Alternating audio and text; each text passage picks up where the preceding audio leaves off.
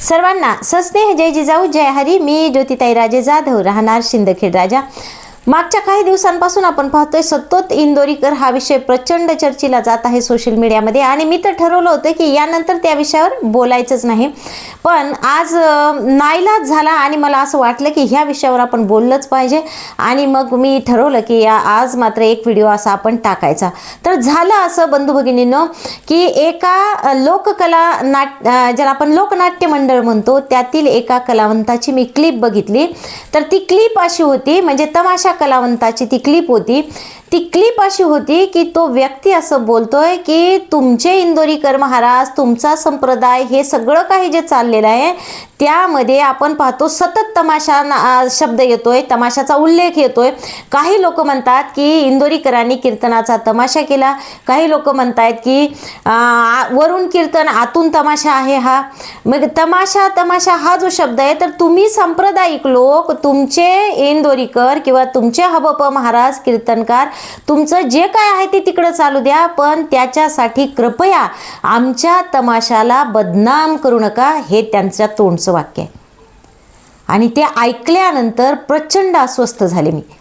जर एक तमाशा कलावंत म्हणतोय की संप्रदायातले लोक तुम्ही आम्हाला बदनाम करताय, तुम्ही तमाशाला बदनाम करताय, हे म्हणण्याची वेळ त्यांच्यावर आलेली आहे. आणि जर एखादा तमासगीर, एखादा तमाशा कलावंत, लोकनाट्य कलावंत जर या पद्धतीने आपल्याला म्हणत असेल की तुम्ही आमच्या तमाशाला बदनाम करताय, तर ही म्हणजे खरोखरच आता कुठेतरी वारकरी संप्रदायाने, सगळ्याच हबप महाराजांनी स्वतःचं, माझ्यासहित मी तर माझ्यासहित मी सुद्धा त्यामध्ये आले, सगळ्याच हबप लोकांनी स्वतः आत्मपरीक्षण करण्याची वेळ आता आलेली आहे. का? कारण आपण पाहतो त्यांनी ते जे वाक्य आहे, त्या जेव्हापासून मी ऐकलं तेव्हापासून सतत मी त्या गोष्टीवर विचार करते. ते इतके म्हणजे स्वतःच्या व्यवसायाशी प्रामाणिक असतात. त्यांची जी चौकट आहे, त्याचा जो क्रायटेरिया आहे तो ते कधीच सोडत नाहीत.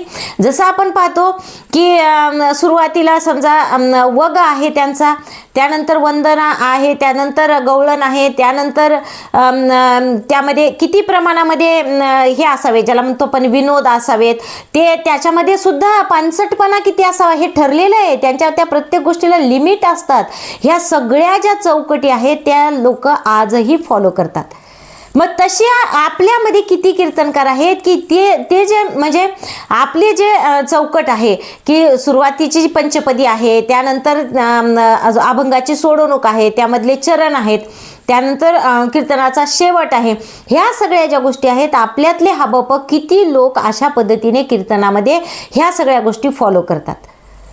आणि सगळ्यात महत्त्वाचं आहे की जे विनोद केले जातात ते किती, जसं आपण पाहतो की विनोदाचे अनेक प्रकार आहेत, पण दुसऱ्यांना फक्त विडंबन करून दाखविणे, दुसऱ्यांच्या दोषावर विनोद करणे, टिंगलत्यावाळी करणे, त्यानंतर समजा दारुड्याची नक्कल करून दाखविणे, सासूची नक्कल करून दाखविणे, एखाद्या येड्या माणसाची नक्कल करून दाखवणे, ह्या सगळ्या गोष्टी संप्रदायात येतात का? ह्या कीर्तनात येतात का?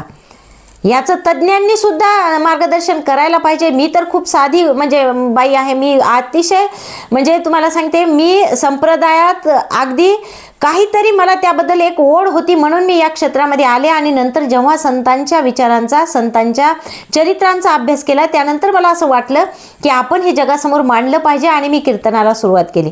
पण जे लोक तज्ज्ञ आहेत यातले, त्यांनी याची उत्तरं द्यावीत की ह्या सगळ्या ज्या गोष्टी आहेत त्या कीर्तनामध्ये चालतात का, किंवा आज जे काही कीर्तनामध्ये आहे त्या सगळ्या गोष्टी म्हणजेच कीर्तन आहे का, हे हा विचार करण्याची आता वेळ आलेली आहे.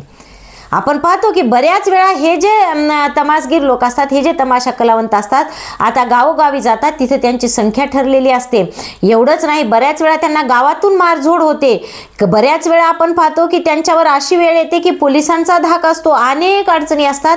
अशा अडचणींमध्ये सुद्धा त्यांनी स्वतःची कला जिवंत ठेवलेली आहे.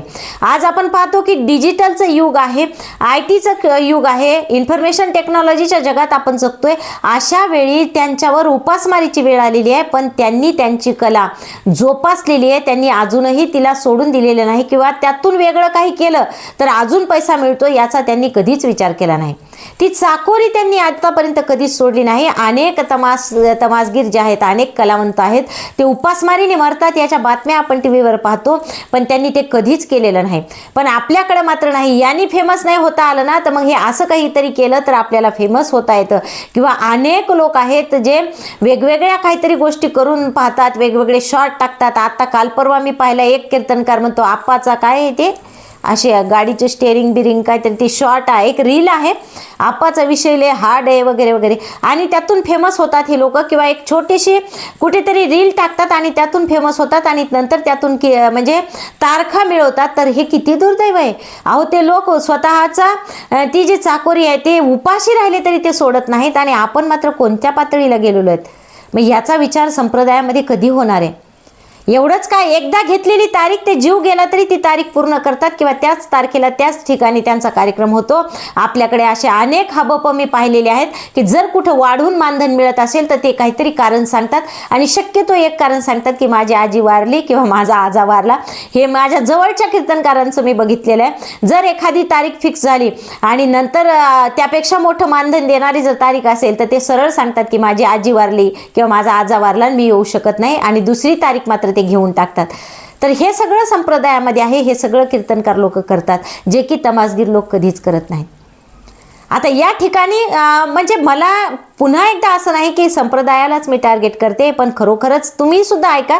मला जर परत मिळाली तर ती क्लिप मी लगेच आपल्या कमेंट बॉक्समध्ये देते.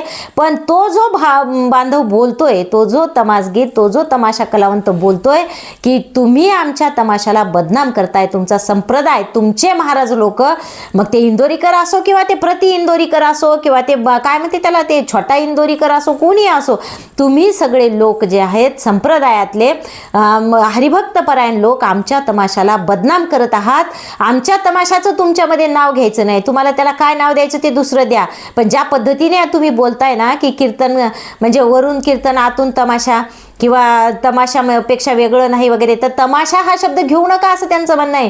तुम्ही तमाशाला बदनाम करताय, आणि खरोखरच आज ही वेळ आलेली आहे का की सगळे हबप लोक आहेत किंवा हे जे कीर्तनकार लोक आहेत महाराष्ट्रामध्ये असे अनेक आहेत जे अशा पद्धतीने वागतात. तर खरोखरच आज संप्रदायाने स्वतःचं आत्मपरीक्षण करावं का, हबप मंडळींनी आत्मपरीक्षण करावं का, त्यास मी स्वतःसुद्धा आहे. आपण सर्वांनी मिळून स्वतःचंच आत्मपरीक्षण करण्याची वेळ आलेली आहे असं मला वाटतं.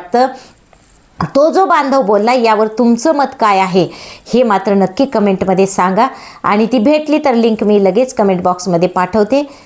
धन्यवाद.